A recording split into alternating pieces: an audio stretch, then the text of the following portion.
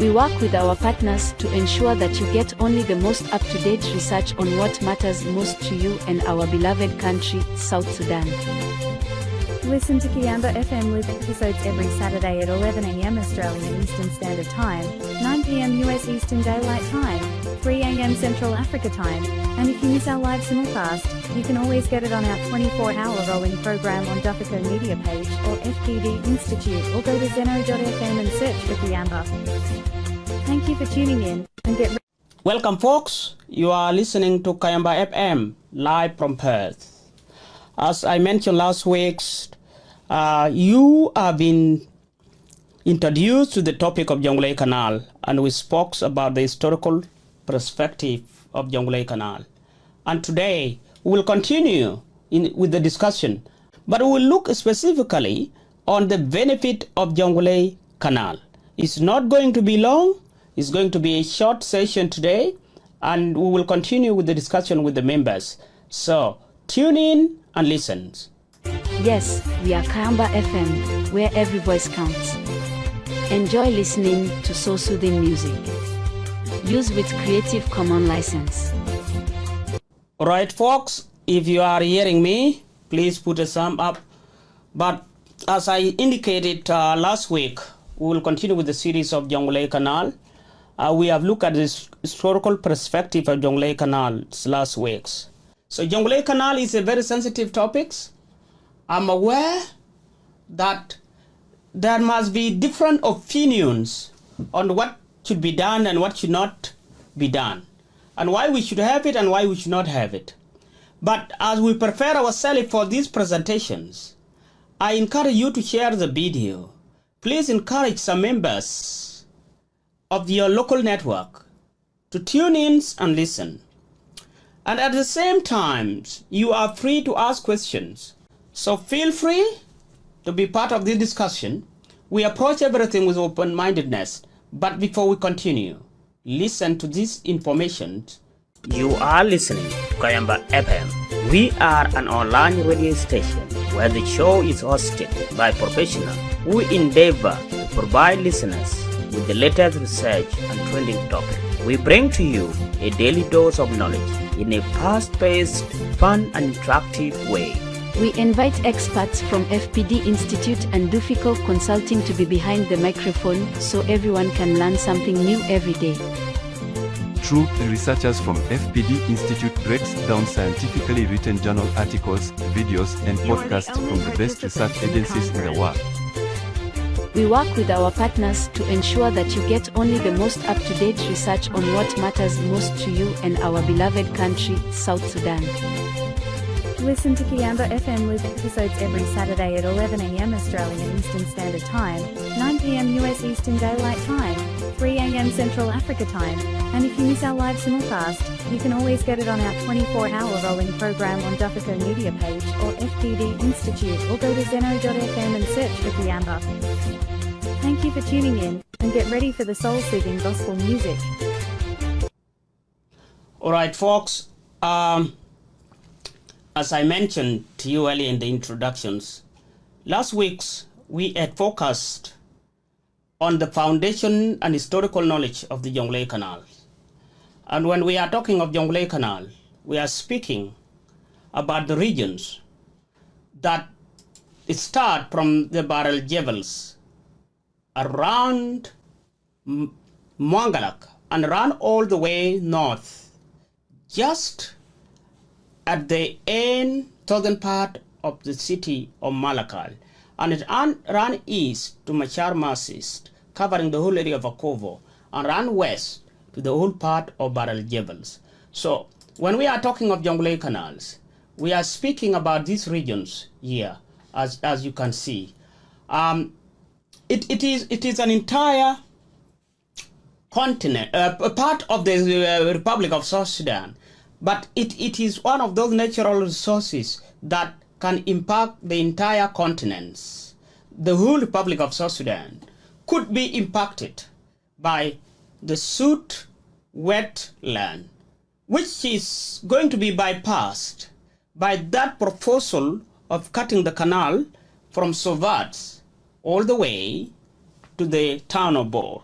That is what we refer to as Jonglei Canal, and it has been there historically. As I mentioned last week, to bring in a bit of perspective, in 1899, the Anglo-Egyptians British government in Cairo realized that to govern Egypt, you have to control the source of the Niles. And if you cannot control the Nile waters, then you cannot govern Egypt successfully. For successful colonization and governance in the land of Egypt, there has to be a continuous supply of water. So in 1899, Sir William Gussin was sent down the Nile to trace its source. And it arrived at the Sudd. He tried to clear the channels by cutting it, and he spent 5 years. Then he went back to Khartoum and then to Cairo. By 1904, he came up with what is referred as the Gussin Cut. It is the first proposal to be put forward to bypass the Sudd, to drain the Sudd, in other words, as the word of Professor El-Kazim. So, if the Sudd is bypassed, water can run straight north, join the confluence of Sovat River down to the Alpha, and then straight through all the cataract and cut across the desert with a minimum loss of water. That's what they said. And it will enter Egypt, and there will be enough and sufficient supply of water. That was the original proposals. And from that proposal, then there was a follow-up trips. In 1920 to 1930, Eddie Butcher was sent down the Nile again to clear the channel.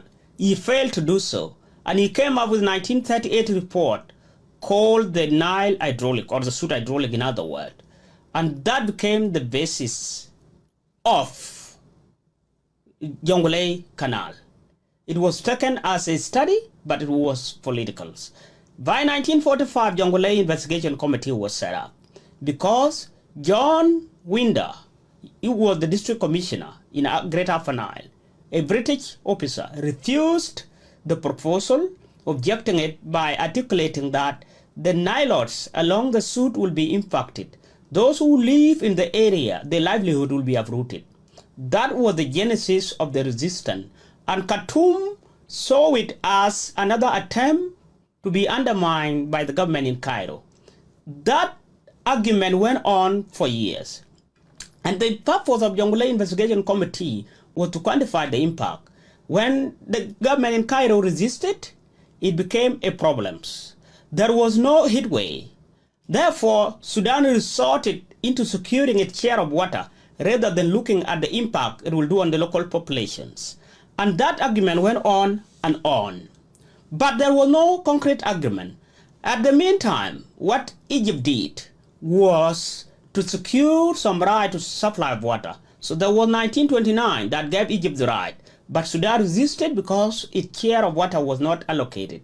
In 1959, it was ratified and allocating some share of the Nile waters to Sudan. And it went on, and 1974 to be precise, they reached an agreement, and 76 they signed that it should commission, the Jonglei Canal should be commissioned and to start.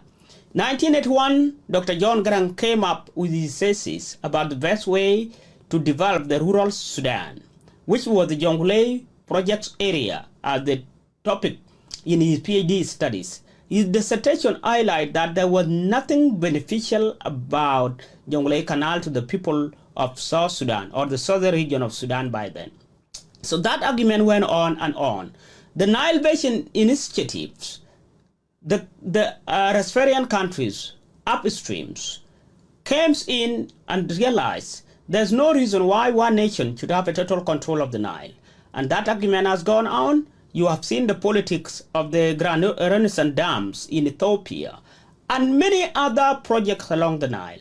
As we speak, Egypt is looking forward to pursue the Jonglei Canal, as they fear the source of the water from Blue Nile, which is apparently contributing 85% of the water that go down the Nile to Egypt, is being impacted by the Grand Renaissance Dam in Ethiopia. And therefore, they need an alternative source of water that is consistent and will flow continuously. So they are reviving Jonglei Canal. You have seen a lot of reaction. You have seen some live show. You have seen some discussion. You have seen a petition put together by University of Juba by Professor John Akey. That petition, I think, is a great one. I've signed to it personally. So I encourage you to sign. But before I launch into the benefit, we have looked at historical perspective. The Nile is a shared resource by many countries. The upstream and downstream countries have a stakes in the Niles. So as we speak, we are not just talking about the local impact. Yes, we are focusing on the local impact, but it will have ramifications on the regions. That is the essence of this discussion. That is the essence of being more informative and being more scientific about things. Now, when we are talking of Jonglei canals, we are talking about the regions that cover so many states within the nation of South Sudan. The schematic map you are looking at was sourced from the Conflict and Environmental Observatory. It is showing you where the Jonglei Canal is running. The blue dotted line, as my pointer is going over it, is the Jonglei Canal. So here are the bottoms, and the area of the whole of Jonglei where the people settle at their habitats is being cut across through by the Jonglei Canal as it connects with Sudd River. So the red one is the Sudd River, and this is Bahr al-Harefs, and this is Bahr al-Jabals. They mark it incorrectly. So the river is Bahr al-Jabal. From Nemuli all the way to Mangalak is called Bahr al-Jabals. And from Mangalak all the way to Malakand with the Alpha is what is normally referred to as White Nile. Now the boundaries of Bahr al-Jabal and White Nile is very confusing. Sometimes you don't know the cutoff exactly. But Bahr al-Jabal is the Nile leave all the mountainous region of Equatoria. That's where the name came from anyway. The Nile's exit from the mountainous regions of the eastern Equatoria as it enter into the southern Bor, the area that is covering Mangalak all the way to Bor towns. That area become a little bit of a plateau and much flatter as it goes north. So Bahr al-Jabal means the river is coming out of the mountainous regions and it goes into the Sudd to the White Nile. That is the division and the local namings of the Nile, which has been adapted internationally. So we are talking of these regions here, Jonglei Canal. But let's look to the next slide. Now this is the map of South Sudan. And I assume everyone that has a bit of elementary education would identify the map and boundaries of South Sudan, at least. So, as you look at it here, the Nile exits Uganda and enters South Sudan at Namuli, and it runs in the mountainous region called Bahr al-Jabals. As it reaches the southern area boundaries of Bor, it enters the Sudds, and the Sudd become the expanded swamps that run all the way east and to the west. Now, as a South Sudanese as yourself, if you fall within the dotted red line polygons here, which are mapped on the map, the marked dotted polygons, if you fall into that area, you are definitely within the Sudd Wetlands region. If you fall into that area. Now, if you wanna know whether you are impacted, just look at the map. And if you see your town, your county, your states is within the red polygons, know that you are directly impacted. The whole South Sudan and the region is going to be impacted. If you drain the Sudd, the whole region is going to see some effect.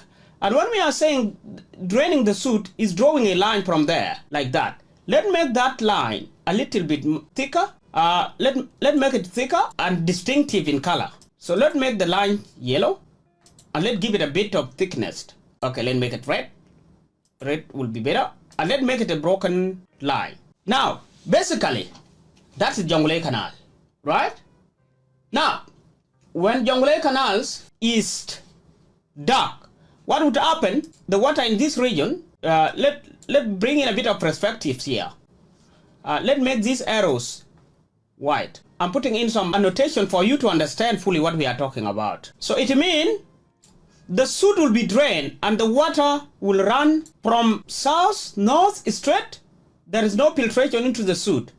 So anything that is swampy will be drained into that line. And that line is the Jonglei Canal, right? The dotted line is Jonglei Canal. So anything else in this area will be drained. So how does this area get its water? The water leave Baral Jebel and enter the swamp. And the water start filtering into the swampy areas. Because the Nile bank become much flatter and it become a plateau in geographical term. It plateau out. When it become a flat surface, it is easy for the water to fill all the lower trenches, which are the depression, the troughs.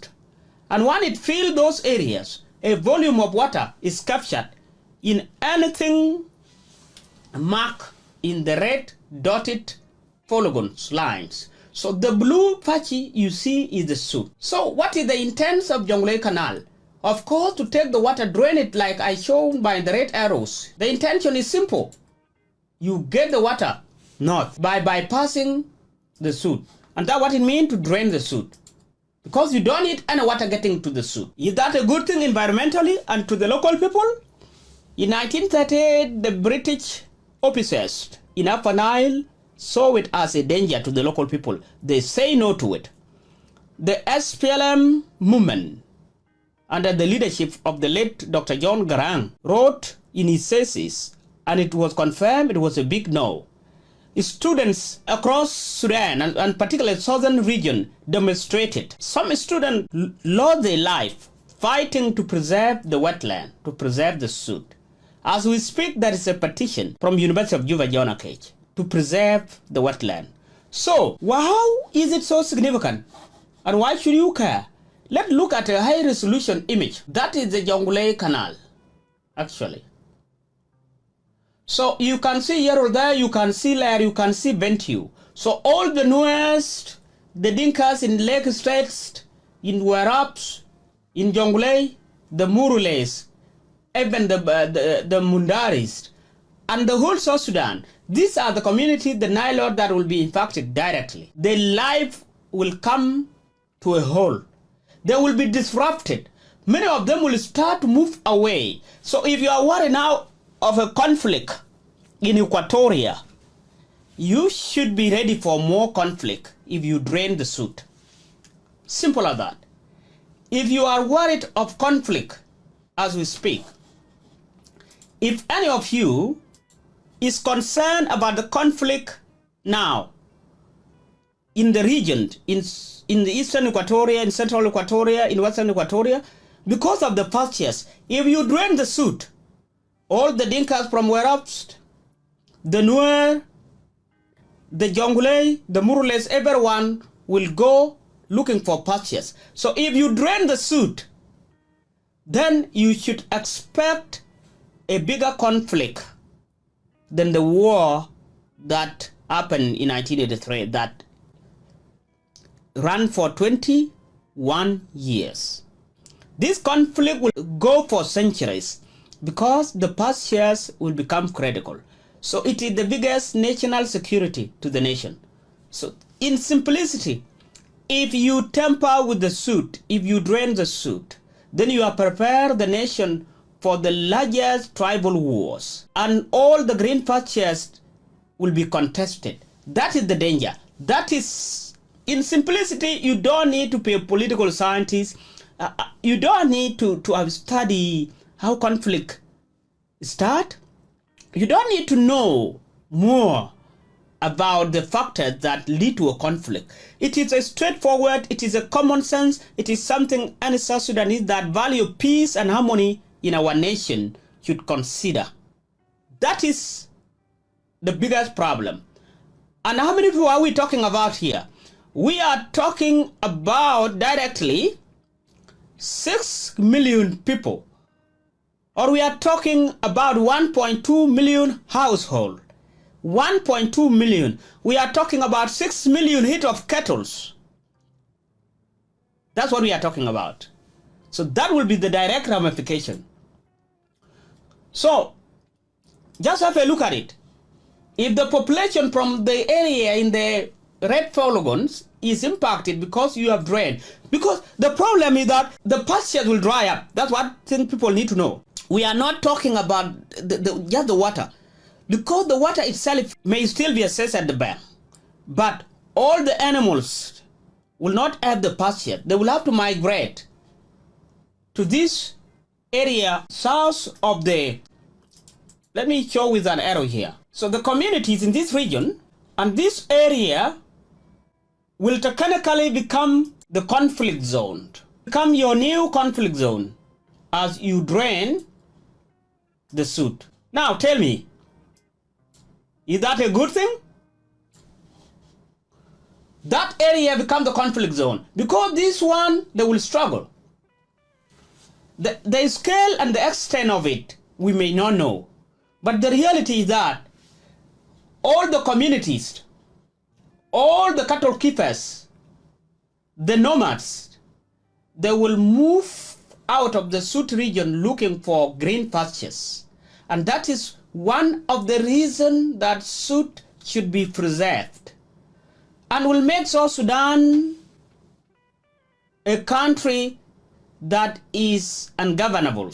You cannot govern South Sudan if half of the population is contesting the pastures, areas for water, areas for animal grazing. The grazing land become a conflict zone. And that is why if you are in any of the area that is not directly impacted, you should worry about Jonglei Canal. It is so critical. I cannot express it more than this. So let's move on.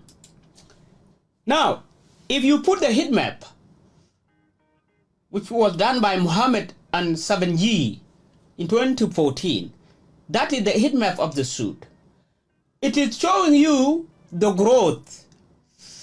During the rainy season, Sudd expand outward and it can reach a land surface area of 90,000 square kilometers.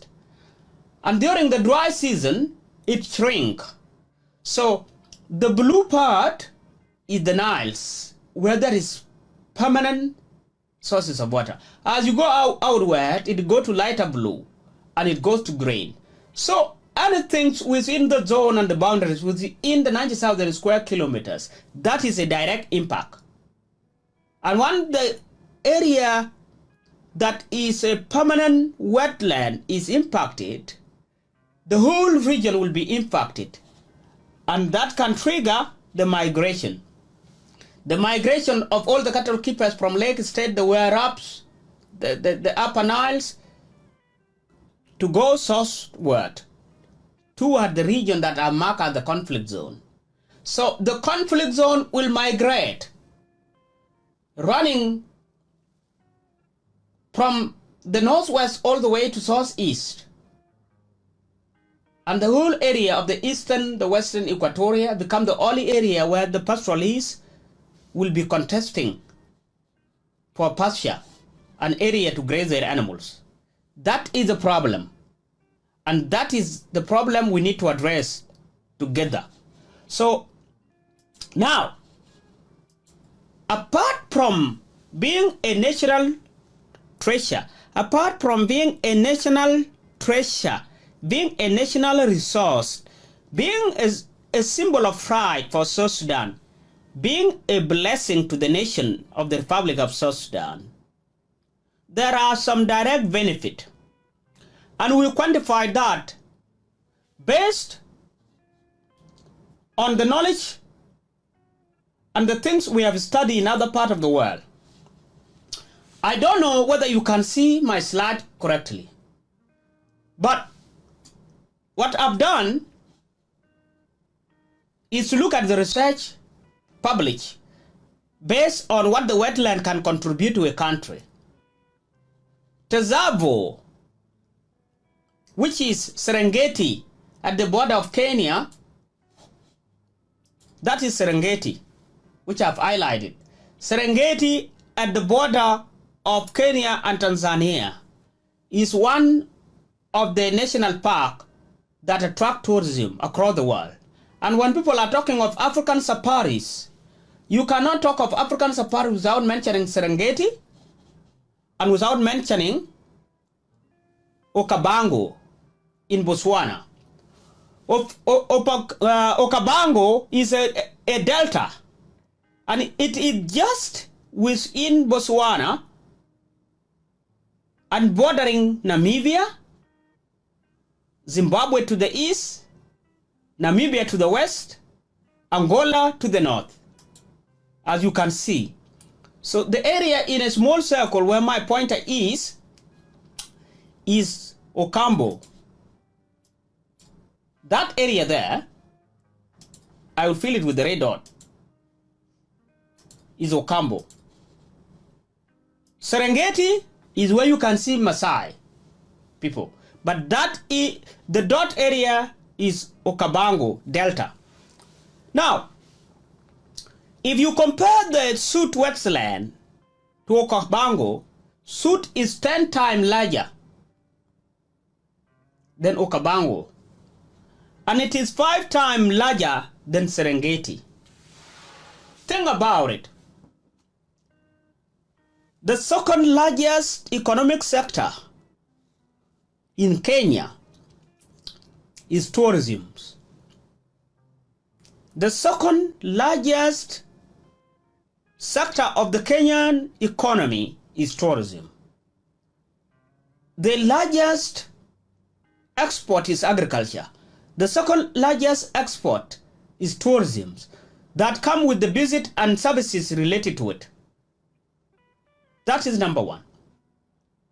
So, if Serengeti, which is 5 times smaller than the Sudd, become the second earner of the foreign currency, which is the second largest economy, sector of economy in Kenya, is tourism, what more can you do with the Sudd? And the million of cattle we have along the Sudd, within the Sudd region, is not comparable to what they have in Serengeti. If you look at Okavango in Botswana, and we are talking of this area with red dots here. If you are looking at Okavango, it is 10 times smaller. 10 times smaller than the Sudd. And in Botswana, apart from diamond export, the second largest export in Botswana is tourism from a very small delta called Okavango. That's the second after diamond. If you take away diamond from Botswana, then Botswana will depend on Okavango.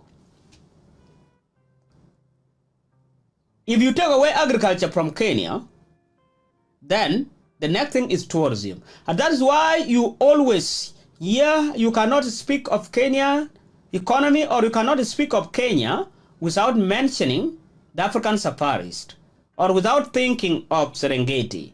And anybody who is talking of African safaris would always think of Kenya, and they would always think of Okavango. Now, if we position the Sudd, if we make the Sudd, if we just make it profitable, if we can secure the area, if the South Sudanese can live in peace and harmony, can you imagine how much more we would have? Now let's look at the data.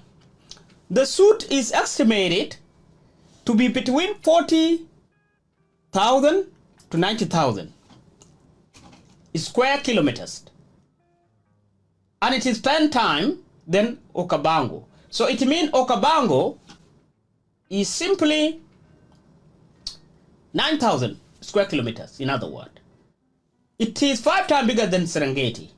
So if it is 5 times bigger than Serengeti, then you can simply say Serengeti is about 20,000, right? 15 to 20,000, roughly there. What is the livelihood? The communities who live around the Sudd here, there are 1.2 million households. We are talking of household. And the average South Sudanese house is about 5 people. So we are talking of the population in Jonglei, the population in, let's say, the greater Upper Nile, the Werabs and the Lake States, some part of central Equatoria, the whole of the Buma Mountains plus the area of Murule. And by the way, some people may question, how does it impact the Murules? If you know the Murule land, there is a swamp that is linked to the Sudd River. And that swamp gets its water when the Nile overflow. The water does not have to rush to the Niles. It sits in the swamp. If you drain the swamp, every single drop will rush down the canals and will flow north. All right? That is how everyone should be impacted. So, 1.2 million households, which is 6 million people, will be directly impacted. 85% of the households practice small-scale farming. They are not large-scale farmers. 85% of those people grow crops along the Sudd.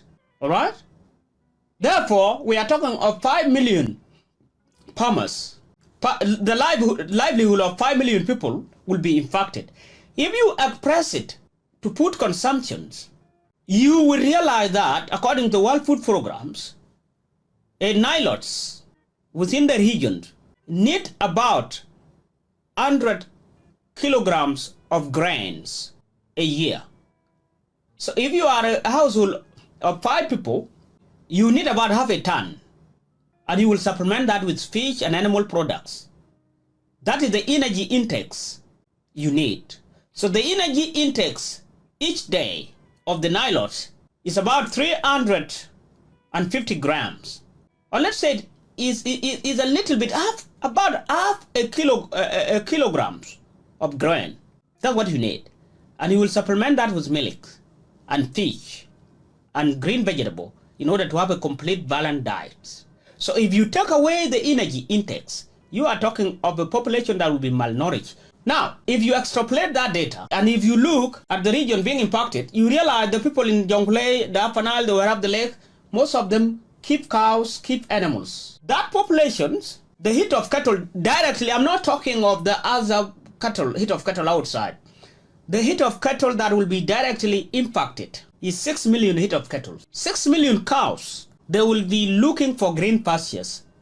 And that is where you will see an exodus migration of animals going southwest of the country if you drain the Sudd. This is a biggest problem. So 6 million head of cattle will be impacted.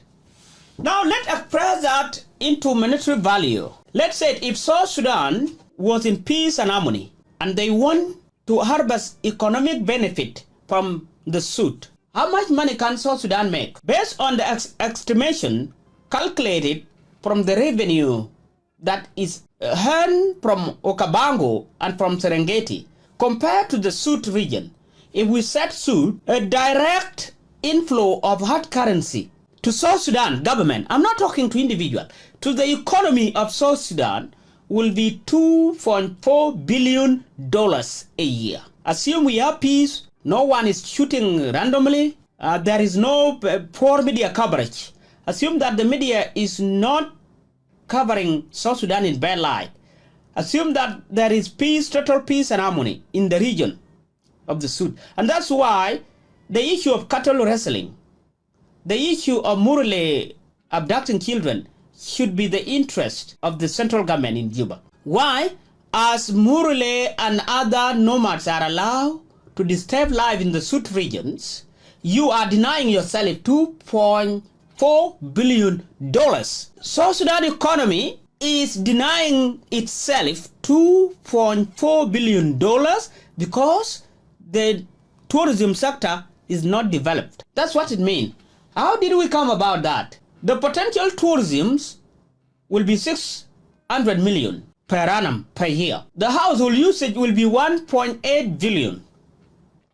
The household usage included the animal, the farming, and the local trade, which is the fisheries that is coming around the Nile. If you go to the town of Bor at the moment, and even Juba, you'll see fish is being shifted, and it goes all the way to Adox.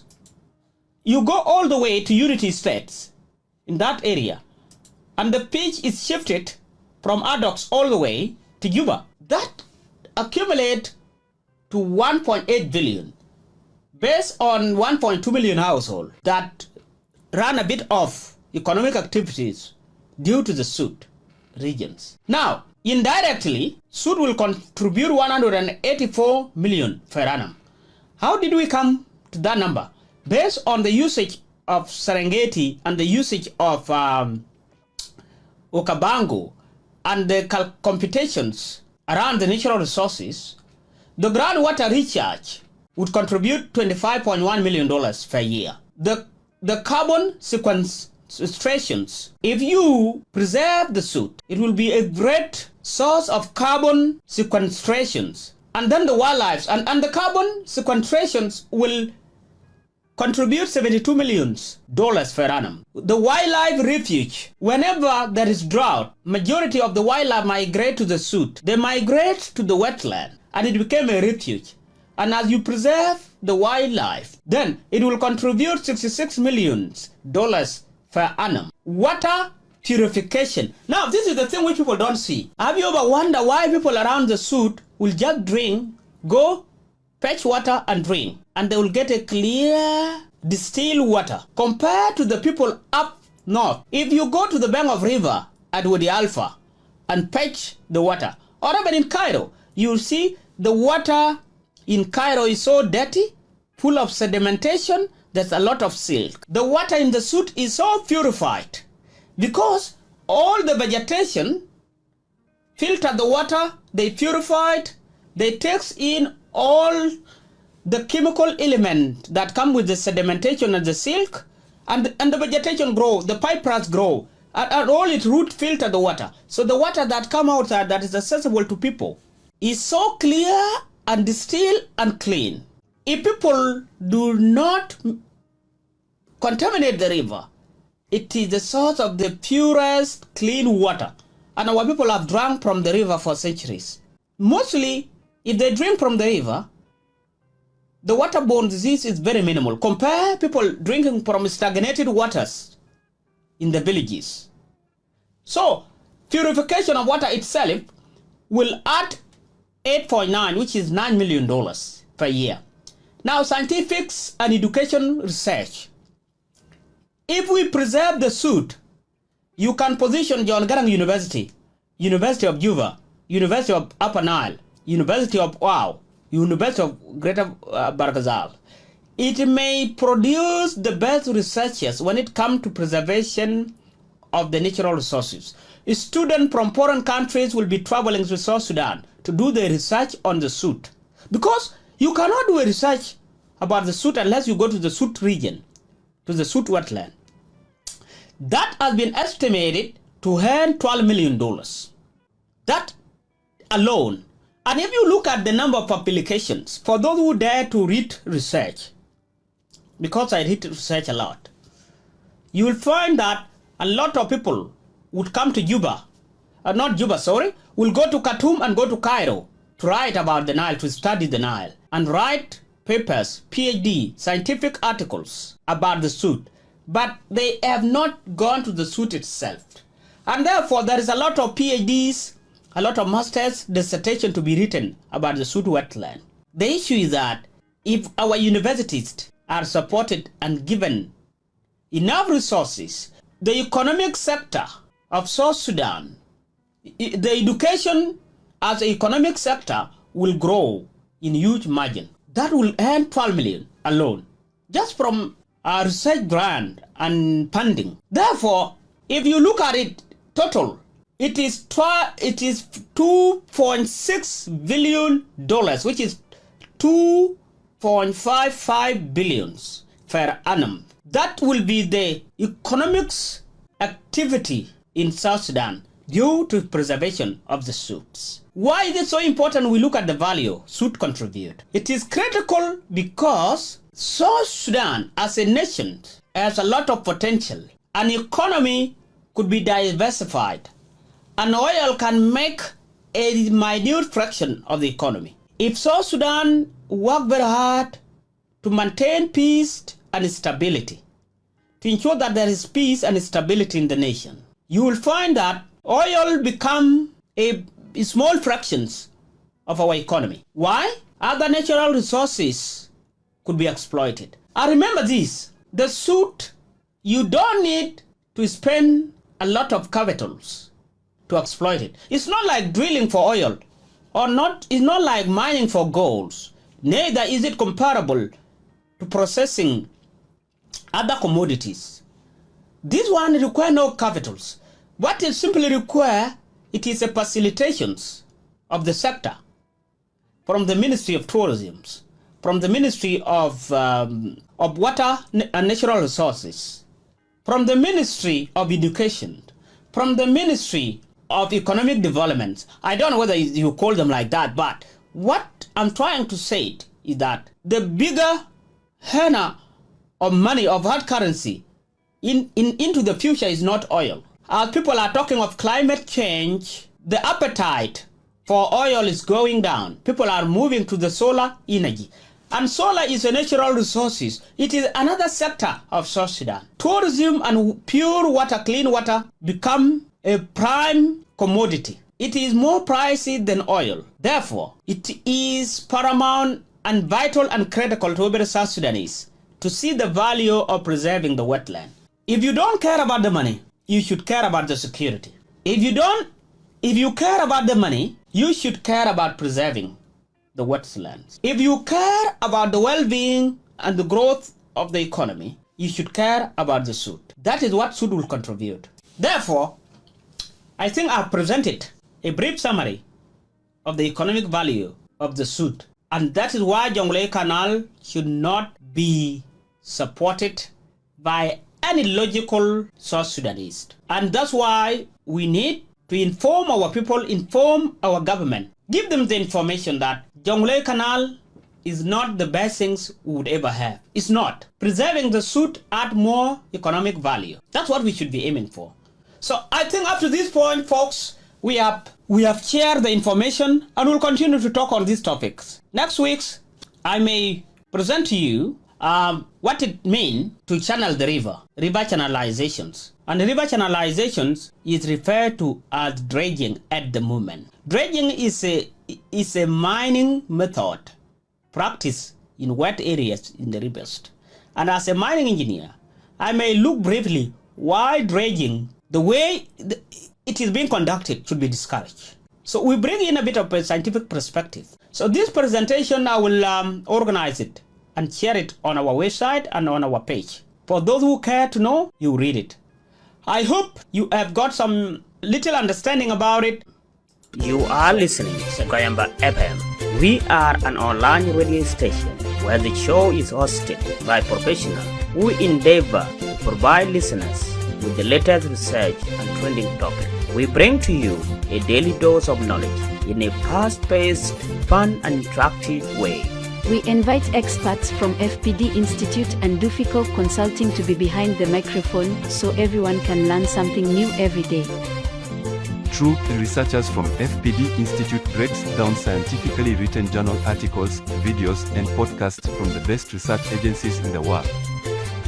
We work with our partners to ensure that you get only the most up-to-date research on what matters most to you and our beloved country, South Sudan. Listen to Kayamba FM with episodes every Saturday at 11 a.m. Australian Eastern Standard Time, 9 p.m. US Eastern Daylight Time, 3 a.m. Central Africa Time. And if you miss our live simulcast, you can always get it on our 24-hour rolling program on Duffico Media page or FPD Institute, or go to zeno.fm and search for Kiamba. Thank you for tuning in, and get ready for this. All right, thank you for tuning in. Of course, we are live every Saturday, and you can go to zeno.fm/Kayamba. You will be listening to our ongoing simulcast 24 hours a day. Yes, we were talking about Jonglei Canals a few minutes ago, and I just want to bring to you a summary of what we have discussed. Last week, we have looked at the historical perspective of Jonglei Canal, and why should it be a concern, and why should it not be pursued. And before that, we talk about peace and stability. Water is a national security issue. Having green pastures is a national security issue. If people cannot have grazing land sufficient for their animals, people will be struggling to occupy and contest the available areas. Therefore, if we preserve the wetland, we will ensure peace and stability in our own country. That will be the direct benefit to every South Sudanese, directly having peace and stability.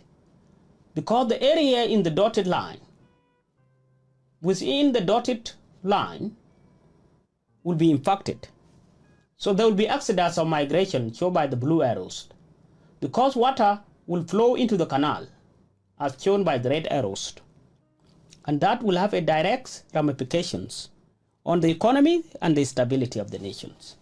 And if we preserve the Jonglei wetland, if we endeavor to preserve it, the nation of South Sudan will earn $2.55 billion a year. That money will go into the economy. It is the measure of the economics activity that it will add into the South Sudan economy.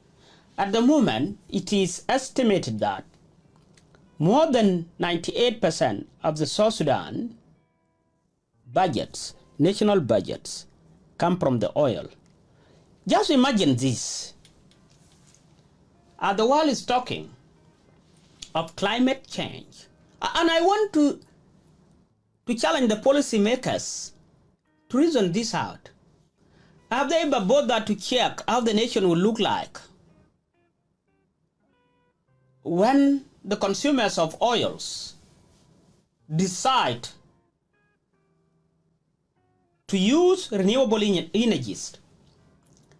Carbon-based energy is being abandoned. Just picture this. As a South Sudanese policymaker today, if the world shift, and this is the thing, by 2030, majority of the automobiles, vehicles, most of them are becoming electricals. They are becoming more efficient. Therefore, depending on oils is not a strategy. It's not a strategy. Apart from being a natural resource that is finite. Yes, we know oil is finite. The wells could dry up, depend on how much you spend in drilling and explorations. And as far as I'm concerned, South Sudan has not been doing any exploration. What South Sudan have are just, I would say they are just all explorations targets and areas. And those areas are not in position of producing enough. And of course, there may be no enough appetite for carbon-based energy. No one is willing no economy will depend on carbon purely in the next 2 to 3 decades. As we are talking by 2050, the world is looking at shifting its economic activities into a net zero emissions. Now, I'm not here to present the sign of climate change. That's not my intention. But I do calculations of the carbon offset in mining activities. So every time I do a mine plan and I do a design, I quantified how many tons of carbon will be offsetted or will be emitted by this activity. And how do you offset it? But that is not the intentions here. The intention is to show you that depending purely on oil is a terrible strategy. It is going to present a challenge to South Sudan in the future. So there is no time to wait. There has to be some urgency. There has to be some urgency in ensuring peace and stability and building other sectors of the economy. And one sector that will last for centuries is the tourism sector. And there is no tourism without natural resources. There's no tourism without preserving the natural environment. That is the fundamental. So if there is a Ministry of Tourism and Wildlife in South Sudan, which I assume there is, and which I think is working, and which I think it has employees, that tourism sector can be revived depending on how we ensure the stability of the nation. Therefore, it is my wish and privilege that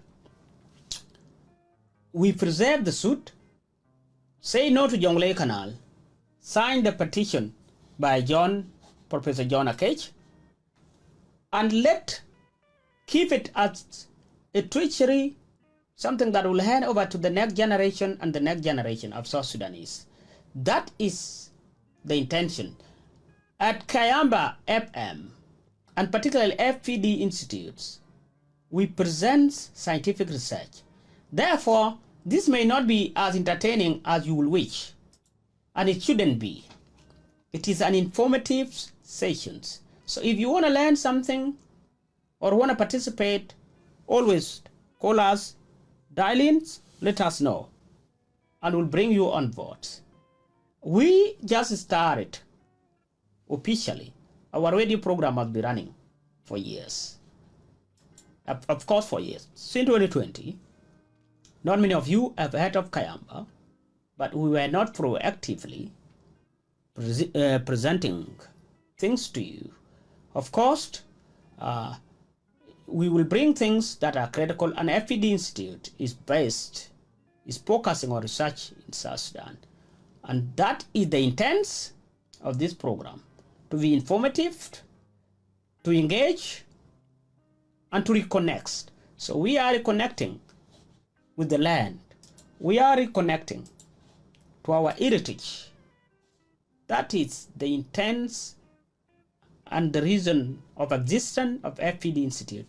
Thank you for listening, and thank you for tuning in today. You are listening to Kayamba FM. Yes, we are Kayamba FM, where every voice counts. Enjoy listening to so soothing music. Use with Creative Commons license. Yes, we use it with Creative Commons license. That's where our music's come. So I will leave you. Have a good week, and have a good weekend. Good weeks ahead of you. Good weekend. And before we go, let's look around what is happening in South Sudan shortly. So enjoy the music.